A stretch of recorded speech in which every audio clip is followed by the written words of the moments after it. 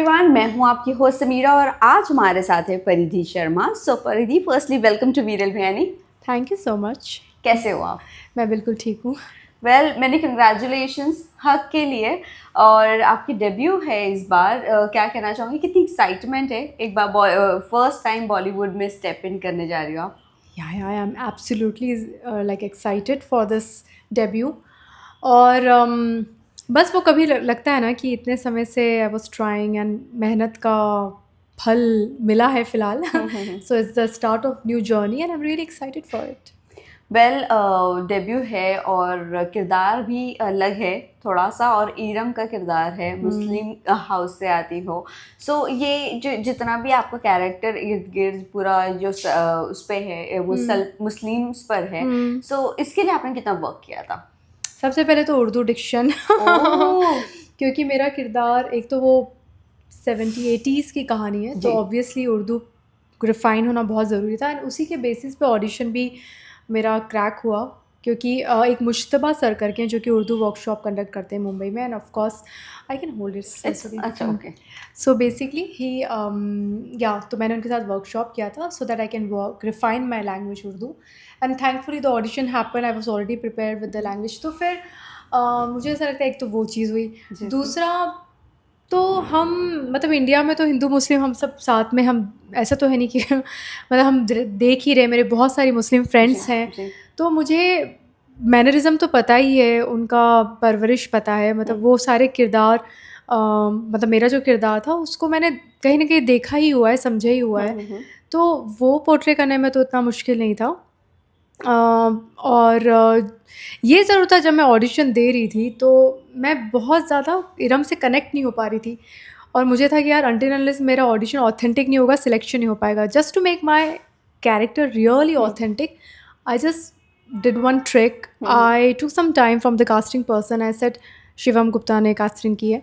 मैंने कहा कि give me some time and you know what I did in the preparation, I just started writing letters to Shahbanu. क्योंकि वो जो audition में था, स्क्रिप्ट ऐसी थी कि मैं शाहबानू से मैं बात कर रही हूँ, जी। पर वो बात एकदम ऑथेंटिक लगे, बिलीवेबल लगे। उसके लिए मैंने ना उसकी मतलब काफ़ी लेटर्स लिखे। और वो लेटर लिखते लिखते लिखते वो कब इरम का किरदार मेरे अंदर सिंक हो गया and then finally I gave the audition and crack the role. वाह। आपने ये केस कितना सुना है और कितना देखा है ये केस के बारे में, या केस स्टडी कुछ किए है आपने? इस केस के बारे में तो मुझे पहले से ही पता था क्योंकि मैं इंदौर से हूँ जी और जी। इंदौर की एक्चुअल में रियल स्टोरी है। बाकी जब ये मूवी मिली तो डेफ़िनेटली मैंने काफ़ी इस पे थोड़ा और रिसर्च किया। हालाँकि मेरा किरदार को शाहबानू की मतलब एकदम इमीडिएट उससे रिलेट नहीं करना था। फिर भी जी। एज़ एन एक्टर मैं क्यूरियस थी जानने के लिए कि एग्ज़ैक्टली क्या केस था, क्या हुआ था और कैसे शाहबानू ने स्टैंड लिया अपने राइट्स के लिए। तो जो बहुत ही फ़ैसिनेटिंग और एम्पावरिंग स्टोरी है और मतलब I was really fascinated by her journey. वो तो अब इस दुनिया में नहीं रही, बट हुँ, उनके उनके नाम की ये स्टोरी आ रही है, मूवी आ येस। रही है हक करके। बट द थिंग इज़ कि अगेन आज एक खबर आई है कि हुँ, उनकी डॉटर ने मध्य प्रदेश के हाई कोर्ट में ये डाला है कि to restrain the release of हक। हुँ। सो आपको इसके बारे में कुछ पता था? नहीं, I am not that aware of okay. This thing. Even though I got to know there was some legal issues happening which I'm completely unaware of and as an actor मेरा उसमें कुछ रोल भी नहीं है, वो तो makers decide करेंगे। um, बाकी आई एम तो रियली एक्साइटेड, लुकिंग फॉरवर्ड कि ये मूवी आए, रिलीज़ हो और लोग इसे देखें और इसको वो सराहना मिले जितनी शिद्दत से पूरी टीम ने इसे बनाई है। सो या that's the only expectation I have an. जितनी जो भी इनकी स्टोरी है, इसमें थोड़ा बहुत मॉडिफाई किया हुआ है या फुल ऑन नेचुरल, पूरा जो भी ऑर्गेनिक है वही है स्टोरी? मतलब कुछ मेरे बता सकते हो? किरदार में तो ऐसा मुझे कुछ देखने को जी। नहीं मिला, बाकी फुल स्टोरी में I am not aware of that. Okay. आप इमरान हाशमी की सिस्टर का किरदार निभा रही हो। सो ये किरदार कितना इम्पोर्टेंट है शाह बानो के लिए? क्या वो शाह बानो को पसंद करती थी, नहीं पसंद करती थी, क्या किरदार है, थोड़ा बहुत हाँ, बताना तो चाहें? बेसिकली ये शाहबानो की भी फ्रेंड थी जी। और इमरान हाशमी के किरदार की बहन है। तो एक्चुअली बहुत ही ज़्यादा ये शाहबानो के लिए कंसर्न थी और इसे बहुत डर लग रहा था कि शाहबानू, उसे दिख रहा था कि बहुत बड़े कदम उठाने वाली है, ऐसे कदम जो डगमगा देगी उसकी ज़िंदगी को, शायद उसकी फैमिली लाइफ सेक्रीफाइस हो जाएगी, शायद वो दोबारा वो नॉर्मल जो एक फ़ीमेल जैसे देखती है कि ये गृहिणी की ज़िंदगी, बच्चे हैं, इरम को लग रहा था कि ये सब छूट जाएगा। तो वो चाहती थी कि तुम अपने आप को संभाल लो, मत इतनी फाइट में पड़ो, कोई दूसरा तरीका अपनाओ। ठीक है ना, उसने दूसरी शादी कर ली, पर तुम रिझाओ अपने तरीके से, तुम पहली बीवी हो, तुम्हारे बच्चे हैं। तो ये सारे मेरे डायलॉग्स भी थे जब मैं शाहबानू को समझा रही हूँ कि ये ज़िद छोड़ो। और जैसे सोच कैसी होती है ना कि लाइक मर्द ज़िंदगी में कितना इम्पोर्टेंट होता है, तो वो इरम की सोच थी, तो don't let loose of your husband, what are doing. तो उस तरह से बहुत कंसर्न थी रादर इरम शाहबानू के लिए। और जब उसने अपनी, और कहीं ना कहीं उसको दिख भी रहा था कि यार बात तो गलत नहीं बोल रही है। तो मेरा एक सीन भी है जिसमें मैं इनसे, जो मेरे भाईजान बने इमरान हाशमी, से बोलती भी हूँ कि छोटी सी डिमांड तो कर रही है आपसे, वो भी आपको तलाक उससे मतलब आसान लगा रास्ता। तो मैं भी कहीं ना कहीं उनसे फ़ाइट की है कि शाहबानू का फेवर करते हुए। और एक समय के बाद मुझे लगा कि अब मैं चुप ही हो जाती हूँ, क्योंकि I can't fight against my family. या वेल, इमरान हाशमी के साथ किस तरह का बॉन्ड रहा है आपका ऑन स्क्रीन, अगर मैं बात करूँ या ऑफ स्क्रीन में बात करूँ? ऑन स्क्रीन तो हमें बहुत जल्द देखने मिलेगा, बट ऑफ स्क्रीन वो कितने कंफर्टेबल जोन में अपने को एक्टर को बिठाते हैं? हाँ, he was very like is very normal, बहुत अच्छे से कहीं पे भी उन्होंने सर नहीं दिखाया। एंड व्हाट आई सी, हाँ, एक एक्सपीरियंस ज़रूर मैंने एक्चुअली इस पे मैं काफ़ी बात कर चुकी हूँ, सो अच्छा, okay. I am just repeating my self. But या ऑफ कोर्स मूवी मिलने से पहले मुझे किताब पढ़ने का शौक है, तो I was reading his book the kiss of life, okay. And till that point I didn't know that I am going to shoot with him, but when I met him I did share this experience and he was really happy to know that I read his book. और वो book है ना उनकी ज़िंदगी की बहुत ही करीब book है, क्योंकि अपने बच्चे के साथ एक जर्नी उसमें है जो बहुत ही हार्ट टचिंग जर्नी थी। तो I really felt good about it. And उन्होंने कहा कि मैं कभी भी उस इमोशन से आउटग्रो नहीं कर सकता जो उन्होंने एक फेज़ अपनी ज़िंदगी में जिया था। यस, वो उनके लिए बहुत ज़्यादा हार्ड फेज था। यस। वेल, आपके लिए अगर मैं आपकी बात करूँ तो इस किरदार के लिए आपने वेट लॉस किया था या आप पहले से वेट लॉस कर रही थी? वेट लॉस की जर्नी तो मेरी न जाने कब से चल रही है, जोधा के टाइम से चल रही है। जी। हाँ, एज एन एक्टर अपने आप को फिट रखना तो मतलब बहुत ज़रूरी है और बड़ा चैलेंजिंग भी है। और मैंने ये रियलाइज़ किया, until unless you are not discipline you can't, मतलब डिसिप्लिन वही चीज़ का कि every day you have to do it. तो हाँ, ये मुझे बहुत टफ लगता है। आपने एकदम दिल के तार छेड़ दिए, वेट लॉस। रोज़ सुबह उठना, भले ही रात को नींद लेट हुई हो पर सुबह टाइम पे उठना है, मतलब उठना है। दुनिया इधर की उधर हो जाए, आपको अपना जिम रूटीन कंप्लीट करना है, मतलब करना है। कई बार लुभावने खाने को मना करना है। सो या इट्स टफ। बट मदरहुड के बाद भी डू यू थिंक ये बहुत ज़्यादा इम्पॉर्टेंट हो जाता है? या इम्पॉर्टेंट तो बेशक है फिट रहना, बट द थिंग इज़ कि वेट लॉस करो, ये करो, वो करो। बीइंग एन एक्टर तो वो भी ठीक है कि आपको फिट रहना ही है वहाँ पर भी, बट वहाँ पर जहाँ पर आपका बच्चा है वहाँ पर ऑलरेडी आप उसके साथ बिजी हो, इसके बाद आप अपनी ये सारी एक्टिविटीज में बिजी हो। मतलब आई तो literally took 1 year to shed that excess weight of pregnancy. तो मैंने एकदम जल्दबाजी नहीं की, मेरी बॉडी और मेरा मेंटल स्टेट भी रेडी नहीं था। बच्चे की जिम्मेदारी अचानक से आ जाती है, आप कहाँ वेट। बट हाँ, after almost a year I started giving importance कि नहीं, अब तो सीरियसली करना पड़ेगा। एंड ओवर द ईयर्स मैंने रियलाइज़ किया कि थैंक गॉड मैं एक्टर हूँ, वरना मैं इतनी आलसी इंसान हूँ कि ये वेट तो मेरा कम नहीं होता। मैं अच्छी खासी वेट में होती, वो तो एक्टर हूँ, तो मेरे अंदर ये डिसिप्लिन है कि I have to look a certain way. तो या और फिटनेस यार, मतलब इतना अच्छा फील होता है, आप हेल्दी फील करते हो। ठीक है, आप दिख रहे हो अच्छे, वो तो एक चीज़ है ही, but more than that you feel healthy, जो आपको बहुत मोटिवेट करता है। मतलब मुझे बीच में बैक का इशू हो गया था, डिस्क बल्ज हो गया था, और योग ने लिटरली वो ठीक कर दिया। और मुझे एरियल योग करने के बाद जब मैंने अपने आप को रिकवर किया उस डिस्क बल्ज की प्रॉब्लम से, मुझे इतना अच्छा फील हो रहा है, वो दर्द चला गया जो कि इम्पॉसिबल लग रहा था एक टाइम पे। यस, एक्सरसाइज और योगा बहुत ज़्यादा इम्पॉर्टेंट है वैसे तो डेली टू डेली लाइफ में। बट बेबी के बाद आपने गैप लिया था, जो जितना भी आपने स्पेस लिया था इंडस्ट्री से, वो स्पेस सिर्फ और सिर्फ बेबी के लिए ही था, या बस थोड़ा सा अपने आप को स्पेस देना था आपको? प्रैक्टिकली तो बेबी के लिए था, क्योंकि मेरी हालत ही नहीं थी मैं काम कर सकूं। पता नहीं कुछ एक्ट्रेसेस कैसे कर लेती हैं। मैंने तो एक तो इतना वेट गेन कर लिया था, आई वाज ऑलमोस्ट 85 kgs। ओह, मतलब फुल चब्बी। फुल ऑन, मतलब बहुत ज़्यादा वेट गेन कर लिया था। मैं तो पहल के खाया था जितना भी वो कॉन्शियसनेस थी ना कि ये नहीं खाना है, उस समय मैंने कुछ ध्यान नहीं दिया, इतना खाया कि मैं बहुत ज़्यादा वेट गेन कर लिया था। सो या of course I was not mentally ready. मुझे it took me a while to again reconnect with myself. It's a huge responsibility वाली चीज़ हो जाती है, और मतलब पूरी एनर्जी आपकी ड्रेन हो जाती है बेबी के अपब्रिंगिंग में, स्पेशली जब वो छोटा होता है। या सो एंजॉय करा था आपने वो फेज जितना भी? एंजॉय 2 से 3 साल आपने स्पेस लिया? Almost 2.5 years। Yes yes. Enjoy मैं अब बहुत ज़्यादा करती हूँ। मुझे ना शुरू से छोटे बेबी थोड़ी देर के लिए अच्छे लगते हैं बाद में रोने लगते हैं ना कि कोई ले लो प्लीज़। बट वो जब बड़े होते हैं ना, अब जो बातें, the moment I started talking ना, oh my god, and innocence तो मतलब मेरा दिल ऐसा चीर ले। मतलब बच्चों का इनोसेंस है ना, वो आपको एक्चुअल में अपने चाइल्डहुड में ले जाता है। वो इतने प्यारे मोमेंट्स होते हैं, उनकी मासूमियत भरी बातें तो मुझे बेहद पसंद है।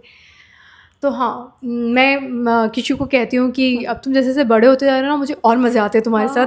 बचपन में तुम रोते रहते थे और इनफैक्ट शुरू के 3 महीने तो माय गॉड, वो तो बहुत डिफ़िकल्ट फेज़ था। मतलब तो डिफ़िकल्ट होता ही है, एक्सट्रीमली डिफ़िकल्ट। मतलब सी सेक्शन हुआ था मेरा, एक तो ऑपरेशन, बॉडी इतनी हैवी, बच्चा रात भर, बच्चे सोते नहीं। मुझे तो बात, मतलब कितना ग्लैमराइज किया है मूवीज़ में ना कि हाय बच्चा, उसको बहुत ही खूब, जैसे कि वो रोमांस को ग्लैमराइज किया है हमारी हिंदी फिल्म इंडस्ट्री ने, शिफॉन साड़ी में ऐसे बच्चे को। भाई रियलिटी में ना, मतलब पूरी रात में ऑलमोस्ट पूरी रात जागना, वो भी एक ऑपरेशन वाली बॉडी, थकी हुई बॉडी, क्योंकि बच्चे की डिमांड है again, you have to feed him. बहुत टैक्सिंग टाइम था वो तो। मतलब मैं शायद पोस्टमार्टम डिप्रेशन से गुजरी थी एटलीस्ट 3 महीने। That was such a tough phase, and I have also develop few problems. Feeding में भी इन्फेक्शन हो गया था मुझे, और उसकी अब इतना पेनफुल होता है। या so that was a really difficult phase, but now it's fun, now I enjoy. I really love the little conversation and the innocent conversation I have with my child. Well, बच्चा जैसे जैसे बड़ा हो गया, ये प्रोजेक्ट आपने हाथ में लिया, सो कितने दिन में ये जितने भी दिन में शूट हुआ है, वो सारा टाइम कैसे आपने मैनेज किया बच्चे से दूर रहकर? अपना काम पे भी फोकस करना है। हाँ, तो लखनऊ में शूट था इसका। जी। तो हम लोग इस चीज़ के लिए, हमारी पूरी फैमिली ट्यून इन हो गई है। My husband, I have a beautiful care taker. अभी नीतू जी हैं, पहले जस्सी जी थी। तो मेरे केयर टेकर बहुत अच्छे हैं। मेरे पेरेंट्स या मेरे इन लॉज, कोई ना कोई घर पे आ ही जाता है जब भी मैं शूट पे, कहीं अगर अब बाहर अगर आउटडोर शूट करती हूँ तो वो मैनेज हो जाता है। और दूसरा एक चीज़ मैंने भी आइडेंटिफाई की बच्चों के बारे में, जो मुझे बड़ी गिल्ट फ्री रखती है, कि बच्चे बहुत प्रेजेंट मोमेंट में रहते हैं। ये सब हम बड़ों के मतलब पागलपन है कि वो इमोशनल ब्रेक डाउन, हाई मैं मिस कर रही हूँ। बच्चे ना इतने प्रेजेंट मोमेंट में जीते हैं कि अगर सामने हो तो वो फुल आपके साथ रहेंगे इन्वॉल्व, फिर वो कुछ और करेंगे तो पूरी जैसे उस मोमेंट में एंगेज हो जाएंगे। तो वो इतने मोमेंटरी, इतने प्रेजेंट रहते हैं, तो कभी मुझे गिल्ट हुआ ही नहीं। मैं पूछती भी, मुझे मिस कर रहा है किशु? तो मेरे हस्बैंड, कुछ मिस नहीं कर रहा है। मैंने कहा कितनी अच्छी बात है, मैं कोई गिल्टी नहीं है, नहीं मिस कर रहा है, I am happy about it. I don't want कि वो मिस करेगा तो फिर मेरे लिए मुश्किल हो जाएगा। राइट। तो या सो कभी फिर अपने लखनऊ में बुलाया था अपने हस्बैंड के साथ कि 1-2 दिन के लिए आ जा, थोड़ा एंजॉय कर लेते? वो मतलब शूटिंग एनवायरनमेंट में आई डोंट, उसके स्कूल भी थे, तो I don't want him to go through all that. So वो यहाँ ज़्यादा बेटर है, इन लॉज हैं, केयर टेकर है, उसका स्कूल है, सो कंफर्टेबल जोन भी है। Yes, correct, right. वेल अब तो आपने स्टेप इन कर लिया है बॉलीवुड में, सो इसके बाद कुछ बैक टू बैक अभी है ऑडिशन, या आपने कुछ ऑडिशन दिया है जो पास हो चुकी हो और प्रोजेक्ट्स है Yes. Lined up? Yeah. So I'm doing almost mid of November में I'm going to shoot another film. Oh wow! I'm really looking forward to it. तो श्रीनगर में उसका almost 15 दिन का schedule है. And yeah, up till now I got to know that Rajiv Khandelwal is also part of that film. I'm really looking forward for that project at the moment. By the way, your baby is lucky for you कि आपने सीधा step in किया बॉलीवुड में after baby, Yeah. Correct? कभी आपने सोचा थी ये बात? ऐसे तो मैंने नहीं सोचा. मतलब आज मैंने आपको ही याद दिला दी. बट हाँ मुझे मतलब यही लगता है कि जितनी भी जद्दोजहद होती है एक ज़िंदगी की या एक्टिंग की जर्नी की, उसमें बड़े सुकून भरे पल वो होते हैं जब बेटे के साथ, किचू के साथ एक बहुत मस्ती वाले जो मोमेंट्स होते हैं, तो वो सारी परेशानी, सारी थकान दूर कर देता है. तो those moments I really cherish. Any one moment you would like to share with your fans जो ऑन स्क्रीन आपने शूट किया हो बट वो ऑफ स्क्रीन उतना ही मस्ती भरा था या अच्छा था मोमेंट आपके लिए? Any one moment with Imran या यामी गौतम, सॉरी.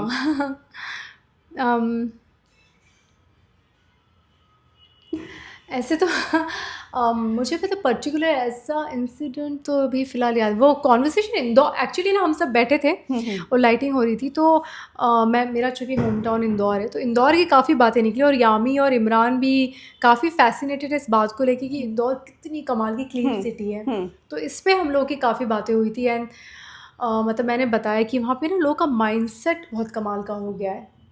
जितना भी इतना ड्रास्टिक चेंज जो आप देखते हो इंदौर जो क्लीन सिटी आज तारीख में, it's all obviously government has a big role to play, but more importantly mindset of people have changed. Correct. तो मैं एक्चुअली इस पे काफ़ी Imran and Yami were intrigued to know कि how and you know as I am from Indore, तो वो सारी फिर जब भी इंदौर की बातें निकलती, खाने पीने की बातें निकलती है, सराफा मार्केट, छप्पन मार्केट, खाना पीना, आहा, इंदौरी तो जीती खाने के लिए. तो obviously we had. Imran Hashmi भी खाने के बड़े वो फूडी इंसान है. अच्छा, नहीं मैं आपसे पूछ रही हूँ मतलब ऐसी बातें हो रही थी.